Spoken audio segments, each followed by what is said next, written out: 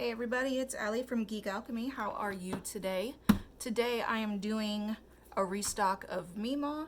I am also doing some cold process embeds, making this a double batch, and then if there's anything left, I'm also gonna throw some into my sample sizes. I am not making this hot process. This is literally the only container I have at the moment that will hold a double batch of anything. I will be, once everything's emulsified and ready to go, I'm going to be putting it over here with the ladle you see in here and measuring it out equally, and yeah, I'll bring you back then. Alright guys, I'm back. I emulsified, even got it to a light trace, and weighed out half. So here we are making MeMaw. Gonna be back on the shelves in about 8 weeks from now, probably closer to when this video will air. This video is probably also going to air around the time that I plan on putting up my old label soaps that are also in the old packaging. So if it's both old label and or old packaging, I will be offering them up for sale. I'll go ahead and put it in the lower part of the screen as to how much I plan on putting that on sale, as I haven't decided just yet.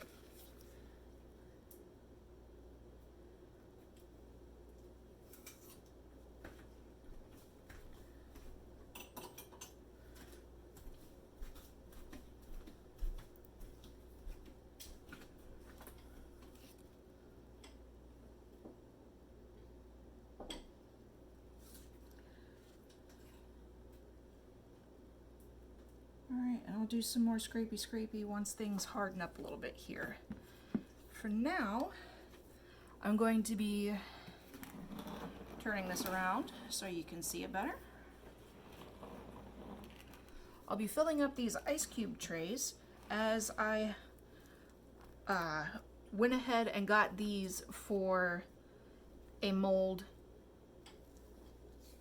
Hang on, I'll get it there. I got these molds for making the King soap. Instead of using the little clay extruder like I've been using for that particular soap, I have decided to use these as the big chunky types of soap that go in a nice liquor glass.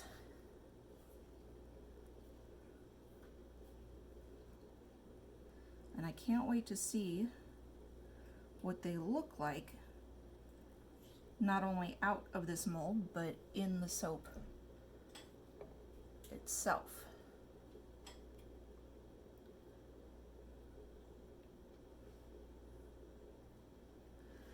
Man, these molds are holding quite a bit. There's somewhere roughly around 2 ounces that this ladle holds, and I'm getting roughly 2 ice cubes out of it, so each ice cube is roughly an ounce, and I just definitely over poured because I couldn't see that.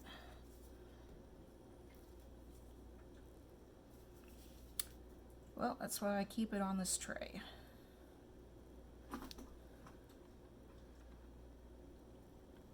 Keeps my counters safe. Now, if you're someone who wants to make soap, you do not need to get these lunch trays like I did. I got these lunch trays for my soap rack. Well, technically, it's a baker's rack, but I got it to hold my soaps.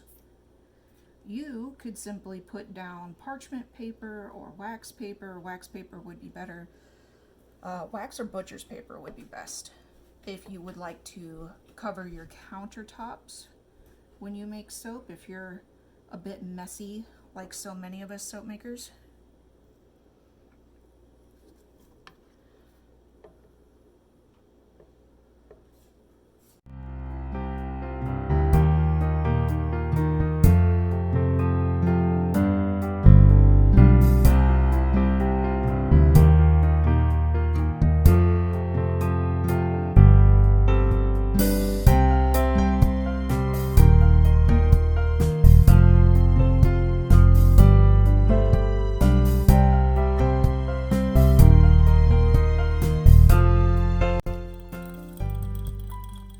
guys. Hope you enjoyed the music. I'm going to be adding a little bit of activated charcoal to make these little embeds behind me, or behind the bowl that is, and it is going to be for the new incarnation of, I'm sorry, what? Soap.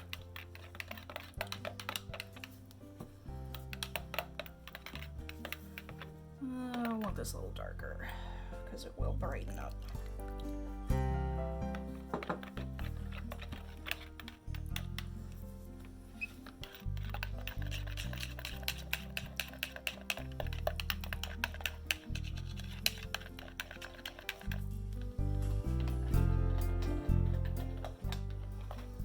It's more of a charcoal gray right now, pretty dark, but let's put in the last few drips.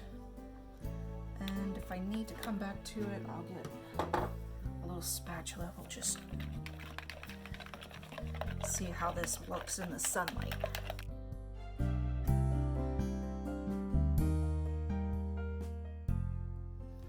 This should go to a nice black after cure.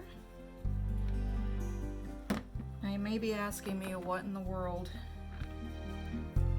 I never heard of this soap before. I'm sorry, what? Well, it's a part of the Wibbly Wobbly fandom, and previously I made that soap with just rolling some soap dough with activated charcoal and put the slashes on the top of the soap. This time around, I would like to make the slashes go through the soap.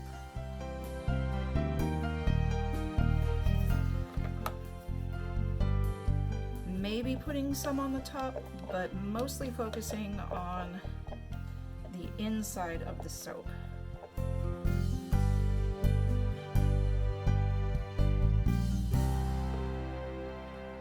Now the ends you see very rounded, I know, but I have a plan to pretty much just cut off the circular ends and make them as straight as possible. If they come out a little wonky, that's alright, I don't mind. If you are not much of a Doctor Who fan and you're not exactly sure what the silents are, you can look up the episode Impossible Astronaut, I believe is the name, and you should be able to get some clarification as to why all the slashy slash marks. Now, I could be wrong about the title.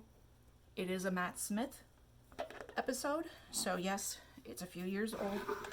Okay, sorry about that. I had to move that tray in order to get the rest of this soap. There's not a lot left. I may just end up making this a sample. I'm not sure how much is actually left in here, if there'd be enough to do my slash marks. I definitely wanted to focus on the ice cubes, which I did. I'm happy about that. And if I need to, I can always make another batch. It would be a micro batch for the slash marks, but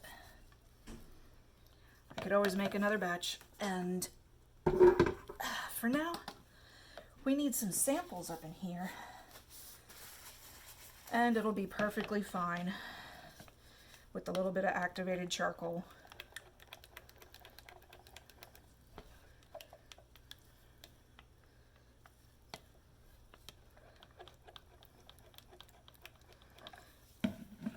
All right, I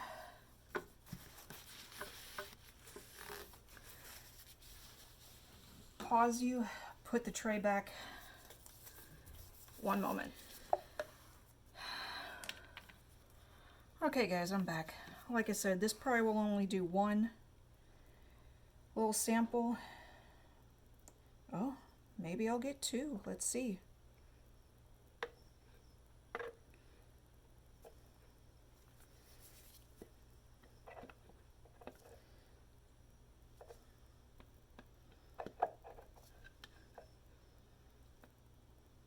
Here we go. All right. Not a bad day. And these, depending on how thick they are, I can always cut them in half and we'll go from there. We'll see what happens afterwards. I'm going to go ahead and do some cleanup. I'll top off the rest of the MeMaw bars once this hardens up some. I hope you guys have a geeky day. Enjoy it. Bye. Hey everybody, it's Allie back doing the unmolding of our soaps, our soapy embeds, our samples, and MeMaw. Now these did not come out as dark as I would have liked, but honestly, no big in the grand scheme of things. We're gonna work with it. Ooh, pretty. It's no big, and we will take it as it is.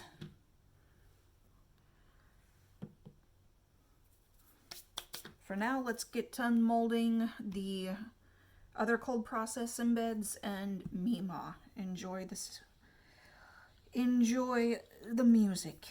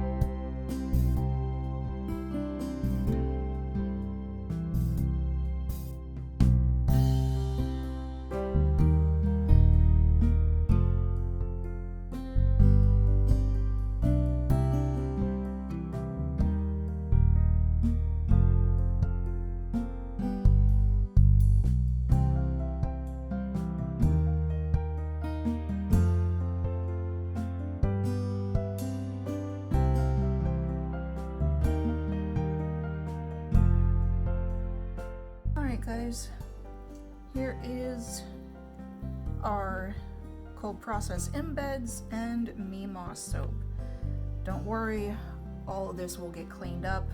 Many of these items will get planed down to perfection, and we will see you again in the next video.